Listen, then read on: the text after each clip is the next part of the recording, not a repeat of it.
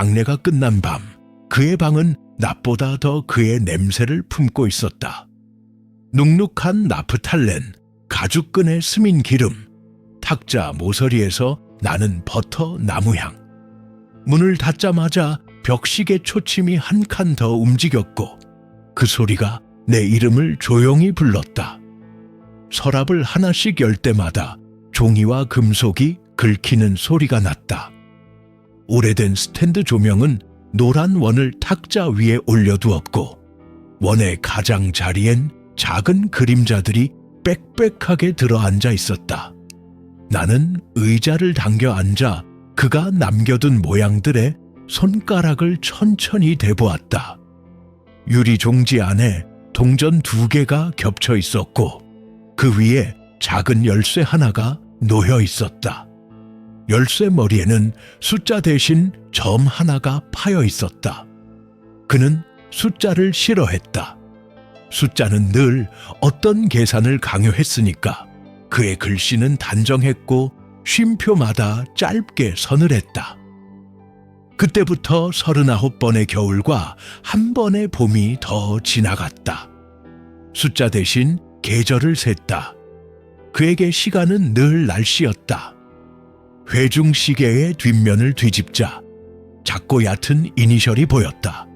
내 성이 아니었다. 금속을 손가락으로 쓸어보니 새김은 오래되었지만 선명했다. 뚜껑을 눌러 연이 잘 맞물린 톱니가 났고 정확한 소리를 냈다. 그는 사랑을 이렇게 작고 반복되는 소리로 증명하곤 했다.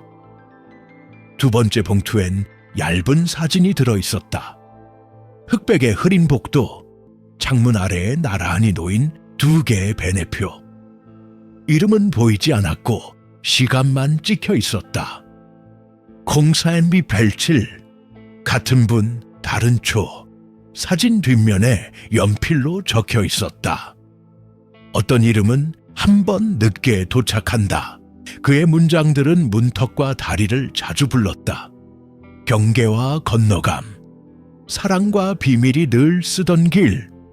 3번째 봉투엔 노트 찢은 종이가 있었다. 수선소 뒤편 계단, 겨울비. 낯익은 지명, 낯선 방향. 종이의 모서리는 손에 익은 사람처럼 매끄럽게 달아 있었다. 그는 장소를 말할 때 늘 기상과 냄새를 붙였다. 기억은 그렇게 길을 잃지 않는다고. 레코더 속 그의 숨은 조심스러웠다. 나는 내게 말하지 않은 것들로 내 곁을 지켰다. 그는 무성경화처럼 침묵으로 묘사했고 나는 그 침묵의 결을 손끝으로 더듬었다. 몇몇 진실은 낮에 말하면 모양이 바뀐다. 창밖을 스치는 바람이 문장 끝에 작은 점을 찍었다. 나는 가만히 내 손등을 바라보았다. 어떤 진실은 들어 올리는 법을 먼저 배워야 한다. 그의 말은 늘 물건을 만지는 방식으로 도착했다. 나는 소파 팔걸이에 팔을 얹고 지붕에서 흘러내린 시간이 내 어깨에 앉는 걸 느꼈다. 나를 사랑했다보다 나를 오래 돌보았다는 말이 더 가까웠지만 그는 사랑이라고 말하지 않기 위해 오래 돌보았던 사람이다. 그의 방식이 그의 자백이었다. 상자 맨 아래 칸에서 작은 비닐 파우치가 나왔다. 병원 카드키 2장, 카메라 메모리, 그리고 파란색 펜. 카드키엔 구멍이 하나씩 뚫려 있었고 메모리의 라벨엔 날짜 없이 이름만 적혀 있었다. 내 이름이 아니었다. 파란 펜은 아직 잉크가 마르지 않았다. 나는 메모리를 손에 쥐고 한참 앉아 있었다. 벽장 안에는 손바닥만 한 금고가 하나 더 숨어 있었다. 금고의 문은 어처구니 없게도 밀면 열리는 구조였다. 금고 안에는 반지 하나와 흰 카드 한 장이 있었다.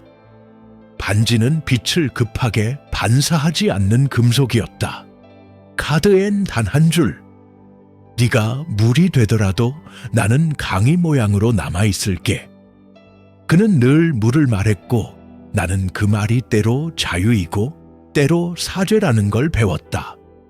레코더는 마지막으로 한 장면을 틀었다. 바람소리, 종이 넘기는 소리, 그리고 아주 먼 데서 들려오는 휘파람 한 줄. 내가 숨긴 것이 너를 다치게 하지 않기를 바랐다. 그는 덧붙였다. 하지만 숨기지 않으면 너는 더 다칠 거라 생각했다. 그 어느 쪽도 완벽한 미래가 아니었다. 아픔은 예고장처럼 늦게 도착해도 도착한다. 내일 수선소 뒤편 계단으로 갈 것이다. 겨울비가 오지 않아도 나는 그의 겨울로 가볼 것이다. 다음 날 하늘은 겨울비가 올 듯 말 듯 혀끝에서 머뭇거렸다. 나는 회중시계를 주머니에 넣고 그가 적어둔 메모대로 수선소 뒤편 골목으로 걸었다. 젖은 천을 다림질할 때 올라오는 전분 냄새 비슷한 습기가 담벼락을 타고 올라왔다. 골목 바닥의 모래는 물을 마신 자리에 어둡게 눌려 있었다. 봄양복점 간판은 계절을 건너뛰는 이름답게 낡은 봄빛을 품고 서 있었다. 문을 밀자 종이 빗금 하나 그뜻 맑은 종소리가 났다. 내부는 증기와 초크가루의 냄새로 따뜻했고 재봉틀의 바늘이 박자를 놓치지 않고 천을 지나가고 있었다. 안에는 얇은 상자 하나와 검은 봉투, 그리고 오래된 휴대용 테이프 플레이어가 그대로 누워 있었다. 상자 뚜껑 위 금속판엔 얇은 글자, 겨울의 문턱. 검은 봉투 겉에는 받는 사람 칸이 비어 있었고 우표도 붙지 않았다. 상자 안에는 작은 카세트 테이프와 흰 손수건이 접혀 들어 있었다. 손수건 모서리에 빨간 실로 이니셜 2 글자가 박혀 있었는데 내 성이 아니었다. 손끝으로 실의 도톰한 결을 만지는 순간 손수건에서 빨래, 비누 냄새가 아주 옅게 났다. 오래 씻겼으나 지워지지 않은 무언가의 냄새. 플레이어에 카세트를 넣었다. 버튼이 딱 하고 눌리자마자 바람과 옷감이 문지르는 소리가 먼저 올라왔다. 다음 그의 목소리. 문턱에는 이름이 2개 있었다. 잠깐 쉼. 조금 늦게 도착한 이름에게 우리가 할 수 있는 일은 기다려주는 것뿐이었다. 나는 테이프를 멈추지 않고 손수건을 한 번 더 접었다. 접힌 선마다 보관된 숨이 있었다. 계단을 내려오자 주인이 작은 종이 봉투를 내밀었다. 안에는 예전 인화지보다 더 두꺼운 흰 카드 한 장과 얇은 연필, 그리고 현상소라고 적힌 명함이 들어있었다. 이 근처 사진관에서 메모리를 봐줄 거예요. 주인의 목소리는 재단 가위처럼 정확했고 필요 이상의 것을 절대 잘리지 않았다. 골목 바람이 차계등을 밀었다. 나는 현상소로 향했다. 유리문에는 필름, 메모리, 즉석 인화가 스티커로 붙어 있었다. 문을 열면 식초에 가까운 정차객 냄새와 플라스틱의 묵직한 냄새가 겹쳐왔다. 탁자 위 회중시계, 시침과 분침이 3시 17분을 가리키는 클로즈업, 그 옆에 접힌 흰 카드. 카드 구석에는 짧은 문장이 보였다. 이름은 남는다. 나는 목이 말랐지만 물을 마시지 않았다. 마시면 흐트러질 것 같은 가장자리였다. 마지막 사진은 흐릿했다. 손이 떨렸거나 의도적으로 떨렸다. 다리 난간의 금속 라인 위로 2개의 그림자, 나와 그 애가 겹쳐 있었다. 사진의 하단에 시간 기록이 흐릿하게 찍혀 있었다.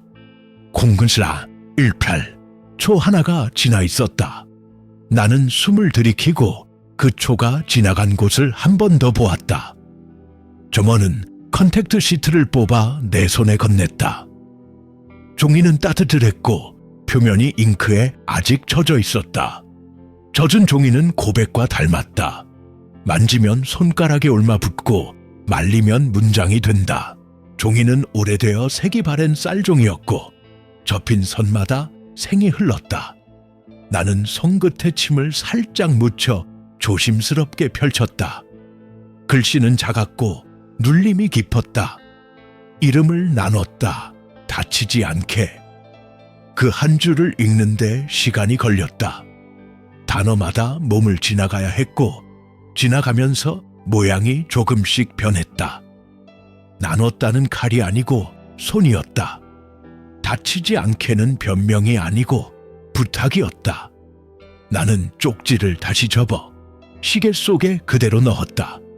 뒷판을 닫는 소리가 새의 부리 같았다. 다리 위에서 전화를 꺼냈다. 엄마에게 걸까 말까 하다가 하지 않기로 했다. 말로 먼저 도착하면 모양이 바뀌는 것들이 있다. 대신 흰 카드를 꺼내 난간에 세웠다. 받는 사람 칸은 비워둔 채 시간만 적었다. 시르그 02.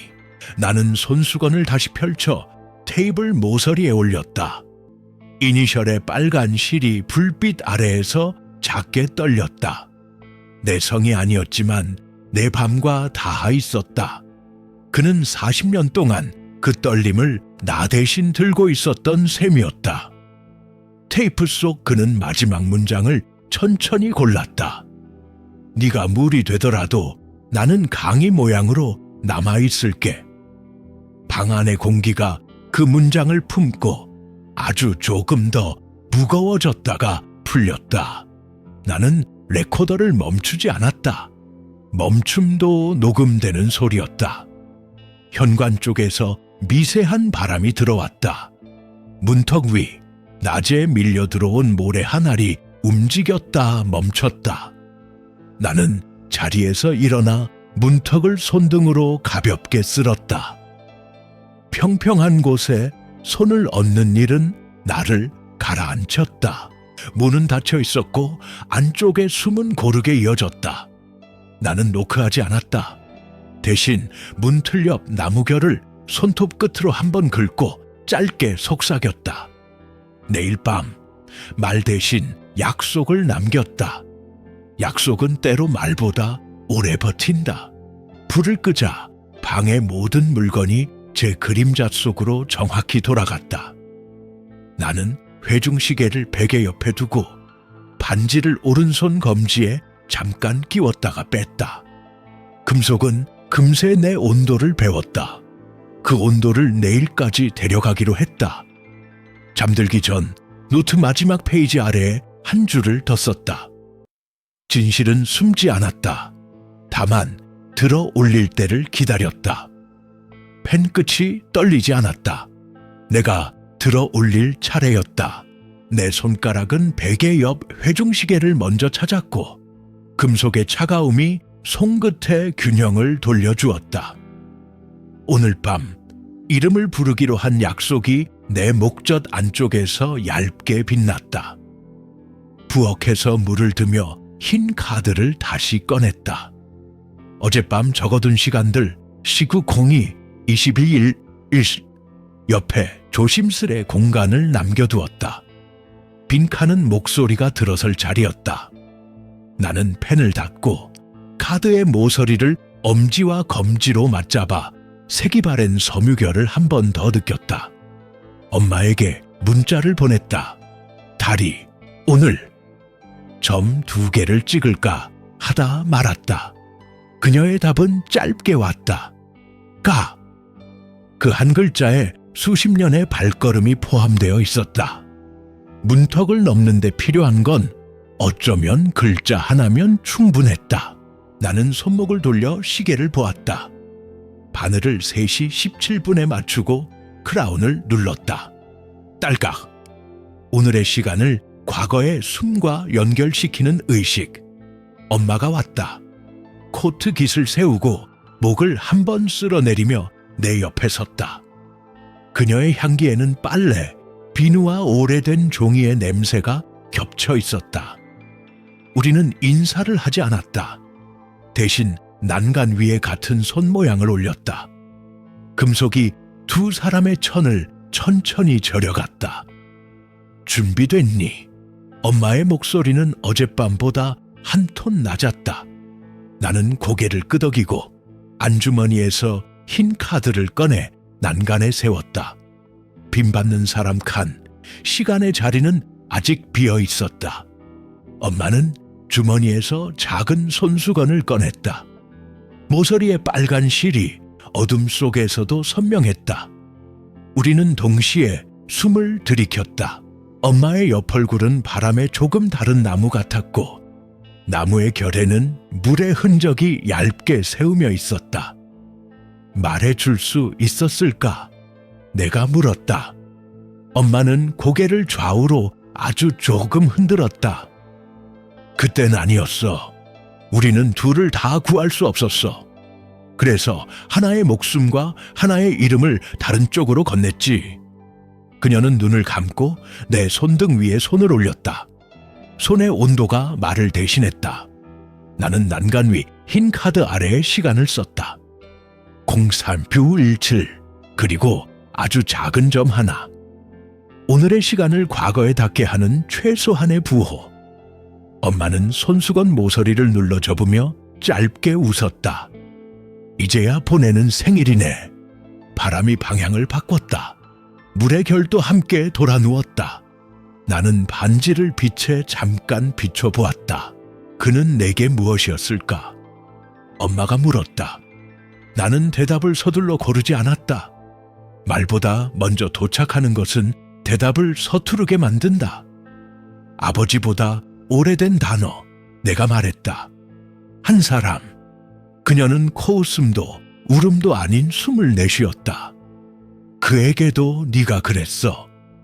우리는 다리를 떠나지 않고 다리를 떠나기로 했다. 난간 위의 카드와 손수건, 그리고 우리가 방금 불렀던 이름의 잔향을 잠시 두고 몇 걸음만 떨어졌다. 떨어진 자리에서 돌아보니 물과 금속, 종이와 실이 같은 문장 안에 들어와 있었다. 문장은 긴데 쉼표를 아끼지 않았다. 집으로 돌아오는 길, 우리는 서로의 발소리에 맞춰 보폭을 조절했다. 벽돌 담장의 이끼 냄새, 가로등의 열, 겨울의 습기가 섞인 공기가 폐 깊숙이 내려앉았다가 서서히 풀렸다. 작은 선 하나의 소리. 물은 어디에도 부딪히지 않고 어디에도 머물지 않고 의자 다리와 벽 사이를 부드럽게 채웠다. 그 소리는 아버지라는 단어보다 오래된 무언가의 이름 같았다. 나는 회중식의 뒷판을 열어 접힌 쪽지를 다시 꺼내 테이블 위에 펼쳤다. 엄마가 옆으로 와 앉았다. 우리는 쪽지의 문장을 나란히 읽고 아무 말도 하지 않았다. 오늘은 말없이도 닿는 것들이 더 많았다. 닿는 동안 상처는 굳지 않고 유연해졌다. 노트 마지막 페이지에 조심스레 적었다. 진실은 대답이 아니었다. 우리가 서 있을 자리였다. 잉크가 마르는 동안 펜 끝은 떨지 않았다. 떨림이 없는 밤은 오래 남는다. 나는 페이지 가장자리에 아주 작은 점 하나를 찍었다. 오늘을 닫는 방식, 모른다는 상태를 견디는 법을 오늘 배웠다. 견딘다는 건 멈춤이 아니라 방향을 잃지 않는 속도를 유지하는 일이라는 것도. 눈을 감자 다리 난간의 금속결과 물의 호흡, 레코더의 모터음이 차례대로 안쪽으로 들어왔다. 나는 그 소리들을 작은 상자에 넣듯 가슴 안으로 접었다. 상자 뚜껑을 닫을 때 나측은 딸깍이 났다. 나도 모르게 미소가 났다. 그 소리는 이제 내 소리였다. 새벽 가까운 시각, 나는 아주 작게 이름을 불렀다. 어둠은 그 이름을 삼키지 않았고 되돌려 주었다. 더 가벼운 형태로, 그러나 더 오래 남게. 이름은 사라지지 않았다. 다른 곳에서 다른 빛으로 서 있었다. 대신 점은 방향을 묻지 않았다. 책장 맨 아래 칸 뒷판이 아주 얕게 울렸다. 손을 넣어 밀자판이 절반쯤 빠지면서 작은 빈 공간이 드러났다. 그 속에 놓인 틴 상자 하나. 상자 위엔 유성펜으로 한 문장. 밤에만 열 것. 나는 상자를 조심스레 들어 탁자 위로 옮겼다. 뚜껑을 열자 가죽과 종이, 오래된 잉크가 섞인 냄새가 천천히 올라왔다. 맨 위엔 봉투들이 연도별로 묶여 있었고 맨 아래엔 납작한 회중시계가 줄을 둥글게 말고 누워 있었다. 봉투 겉면마다 비슷한 글씨, 이시게. 내 이름이 익숙한 글자보다 더 조심스러웠다. 첫 봉투를 열어 한 장의 편지를 펼쳤다. 네가 처음 울던 날을 나는 울음 없이 지켜보았다. 나는 입술을 다물고 그의 방의 공기를 한 번에 삼켰다. 카펫의 털이 발바닥에 붙어 올라왔다가 내려앉고 창문 틈 바람이 커튼 꽃무늬를 아주 얕게 흔들었다. 멀리서 냉장고가 낮게 숨을 쉬고 있었다. 그 숨에 내 숨이 뜯겨 나갔다. 상자 옆에는 낡은 보이스 레코더가 한 대 있었다. 검은 스펀지 마이크는 반쯤 해져 있었지만 버튼은 반짝였다. 재생을 누르자 작은 모터가 깨어나는 소리 위로 그 특유의 낮고 따뜻한 목소리가 방 안으로 천천히 풀렸다. 들리니? 나는 네가 태어난 날을 말하지 않겠다. 그는 말했다. 대신 네가 다시 태어난 밤을 말하겠다. 짧은 침묵 뒤에 제가 꺼질 때 나는 소리 같은 한숨. 나는 그 문턱을 지키는 사람이었다. 그가 처음 내 손등을 감싸던 감촉이 너무 오래되어도 그 온도는 이상하게 변하지 않았다.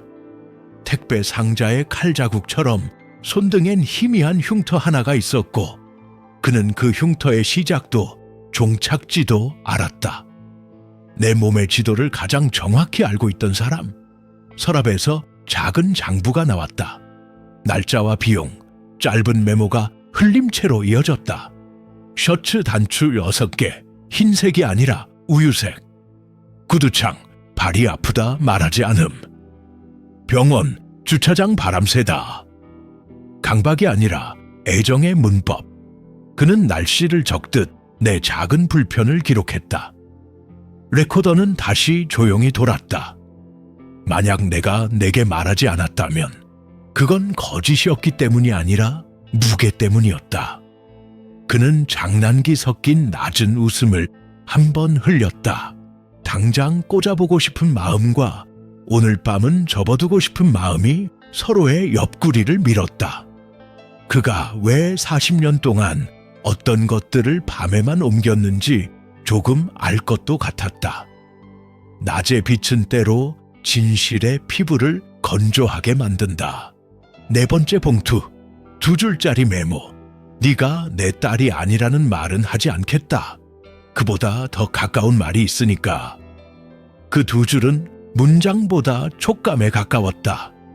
나는 종이를 접어 가슴 주머니에 넣었다. 종이가 내 심장의 박자를 살짝 베껴갔다. 회중시계 줄 끝에는 아주 작은 열쇠 고리가 달려 있었다. 처음 본 순간부터 그럴 줄 알았다. 서랍장 옆 작은 벽장에 열쇠를 넣자 똑같은 딱 소리가 2번 겹쳤다. 나는 방에 불을 켜지 않은 채 유리창에 이마를 붙였다. 밤의 냉기가 이마의 열을 얌전히 가져갔다가 조금 덜 뜨겁게 돌려주었다. 내 혀끝에서 한 이름이 잠깐 떠올랐다가 가라앉았다. 아직 소리 내고 싶지 않았다. 대신 손바닥으로 시계의 뚜껑을 덮었다. 그는 40년 동안 나를 사랑했고 같은 시간 동안 어떤 문을 지켰다. 그 문이 나를 바깥으로 내보내지 않기 위해서였는지 바깥의 것을 안으로 들이지 않기 위해서였는지 나는 아직 모른다. 다만 한 가지, 그 문턱 위에 누군가의 발자국이 깊고 얕게 겹쳐 있다는 사실만이 분명했다. 나는 상자를 닫고 봉투들을 연도순으로 다시 묶었다. 줄을 한 번 더 감고 매듭을 만들 때 손가락 마디가 잠깐 아렸다. 나는 카운터 앞에서 한 박자 멈추고 그의 반지를 손바닥 안에서 굴렸다. 주인은 마른 손목에 줄자를 걸고 있다가 나를 보았다. 내 눈과 반지 사이를 번갈아 본 그는 고개를 아주 짧게 끄덕였다. 겨울비가 아니어도 괜찮아요. 낮게 말한 다음 가게 안쪽 커튼을 밀어주었다. 커튼 뒤의 공기는 금속의 냄새가 더 진했다. 뒤편 계단은 좁고 가팔랐다. 발을 올릴 때마다 철제들보가 얇게 울렸다. 계단 끝 반쯤 열린 문 옆에 작은 사물함 같은 상자가 붙어 있었다. 상자 앞판 한가운데 둥근 점 하나가 파여 있었다. 내 주머니 속 열쇠 머리에 새겨진 그 점과 정확히 같은 모양이었다. 열쇠가 돌아갈 때 나는 소리는 낮고 단단했다. 같은 분, 다른 초. 테이프 속에서 누군가 종이를 접었다. 펴는 소리가 이어졌다. 또 하나의 목소리가 겹쳤다. 젊은 엄마의 목소리였고 아직 단단해지지 않은 결의가 섞여 있었다. 우리는 하나를 남기고 하나를 데려갔다. 그 말의 끝에 물방울이 탁자를 치는 소리가 아주 작게 박혔다. 나는 턱을 조용히 괴고 소리의 방향을 따라 숨을 맞췄다. 진실은 무게가 있다. 그가 말했다. 둘 다 올리기에는 밤이 너무 짧았다. 숨이 흔들렸다. 엄마가 덧붙였다. 그래도 사랑은 무게를 나눠들어. 계단 아래에서 재봉틀이 멈추는 소리가 멀리서 들려왔다. 시간의 관성이 잠깐 방 안으로 미끄러졌다. 녹음이 잠깐 끊겼다가 그의 낮은 휘파람이 배경을 채웠다. 037. 그는 시간을 한 번 읽고 멈췄다. 점원은 조용히 고개를 끄덕이며 내 메모리를 리더기에 꽂았다. 오래된 모니터가 천천히 빛을 올렸다. 첫 번째 폴더에는 병원 복도의 사진이 있었다. 긴 플루오르센트 조명이 복도 바닥에 하얀 선을 만들고 끝쪽 음영이 칼날처럼 갈라져 있었다. 두 번째, 문턱에 작은 빵 두 조각이 나란히 놓인 사진. 빵 옆에 반지 하나가 그림자 안쪽에 잠깐 눕혀 있었다. 다음 사진에는 겨울비 맞은 코트에 어깨가 크게 잡혔다. 얼굴은 잘리지 않았지만 빛이 눈두덩을 지워 낯선 익명처럼 보였다. 그 어깨 옆에서 젖은 손수건을 쥔 손이 보였다. 모서리에 빨간 실이 해상도 속에서도 분명했다. 손은 젖어 있었고 손바닥은 빈 것을 쥔 모양이었다. 화면 끝으로 갈수록 장면들은 가까워졌다. 나는 현금으로 계산을 하고 종이를 팔꿈치 안쪽에 끼워 골목으로 나왔다. 하늘이 어두워지려는 가장 얇은 틈. 나는 다리 쪽으로 걸음을 돌렸다. 바람결이 물의 표면을 따라 낮게 걸었다. 난간은 낮의 열을 잃고 밤의 촉감으로 식어가고 있었다. 나는 회중시계를 꺼내 시간과 물결을 나란히 보았다. 시침과 분침은 아직도 3시 17분을 가리키고 있었다. 갑자기 회중시계 뒷판의 이음새가 눈에 들어왔다.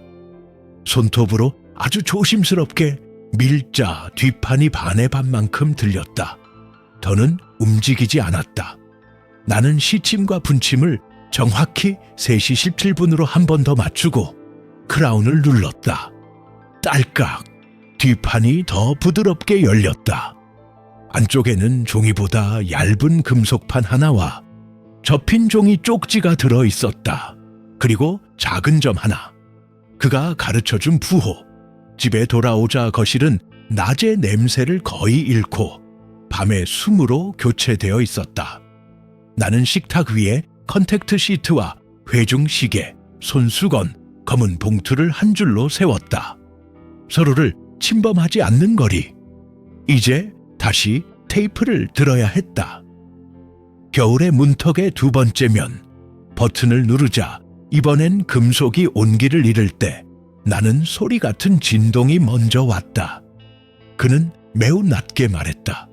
나는 너를 사랑했다. 숨긴 채로. 뒤이어 아주 작은 쉼. 숨기지 않았다면 너는 다칠 수 있었다. 엄마의 숨이 멈칫했다가 아주 멀리서 돌아왔다. 우리는 밤마다 다리를 그렸다. 소파의 등을 기대자 등바디가 숨을 받아냈다. 그는 내 평평함을 지키려고 비밀을 들었다.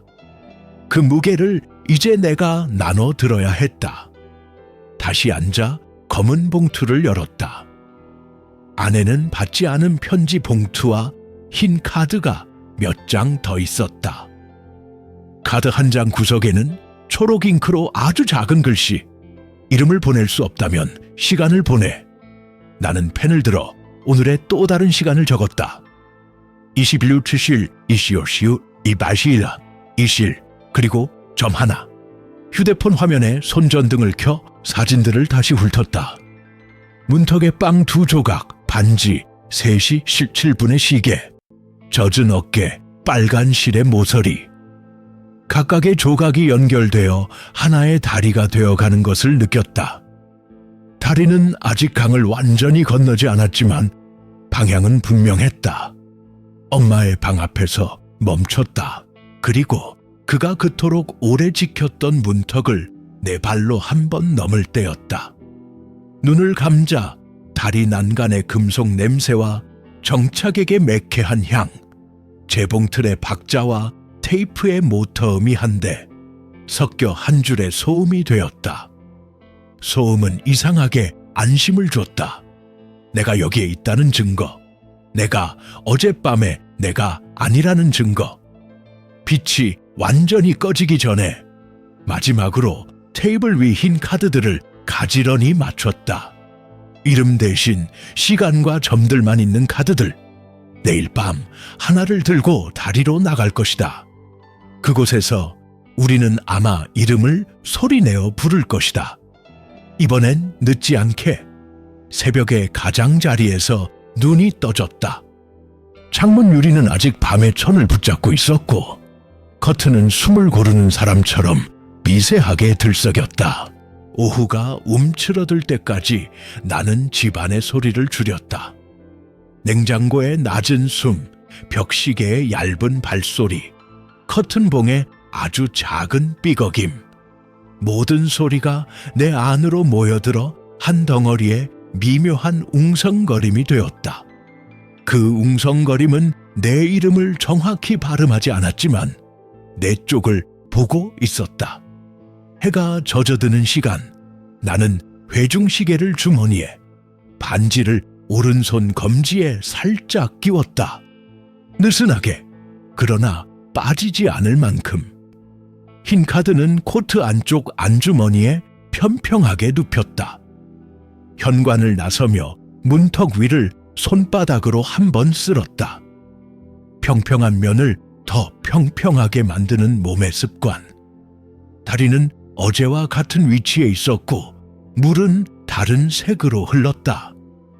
바람이 난간의 금속 냄새를 데리고 와 내 볼을 스쳤다. 그녀가 먼저 입술을 열었다. 오래 기다린 이름이 바람을 타고 천천히 나왔다. 나는 같은 이름을 입안에서 굴렸다가 조심스레 꺼냈다. 두 목소리가 부딪히지 않고 나란히 흘렀다. 이름은 금속과 물 사이를 지나 다리 밑 그림자에 가만히 눕는 것 같았다. 3시 17분, 우리는 누구의 초도 잃지 않기 위해 눈을 감았다. 엄마는 손수건을 난간에 펼쳐놓으며 속삭였다. 같은 분, 다른 초. 그 말 속에서 시간이 다시 태어났다. 늦게 도착한 이름은 오늘 밤에야 제자리를 찾았다. 나는 회중식의 뒷판을 덮은 채 속에 들어있던 쪽지의 문장을 속으로 다시 읽었다. 이름을 나눴다. 다치지 않게. 칼이 아니라 손, 변명이 아니라 부탁. 금속은 급하게 반짝이지 않았다. 오래된 돌처럼 자기 몫의 빛만 가만히 받아들였다. 던지지 않을 거야. 내가 말했다. 엄마가 고개를 끄덕였다. 남겨두자. 남겨두는 것도 사랑이야. 다리 아래를 자전거 불빛이 지나갔다. 물 위에 눕던 빛이 끊기고 그 자리로 한층 진한 어둠이 흘러 들어왔다. 우리는 그 어둠과 친해지기로 했다. 어둠은 아무것도 가르치지 않는 대신 우리가 이미 알고 있던 것들을 조용히 드러냈다. 나는 안주머니에서 작은 연필을 꺼내 카드 구석에 한 줄을 더 적었다. 이름은 떠나지 않는다. 글자는 바람을 조금 탔다가 종이에 내려앉았다.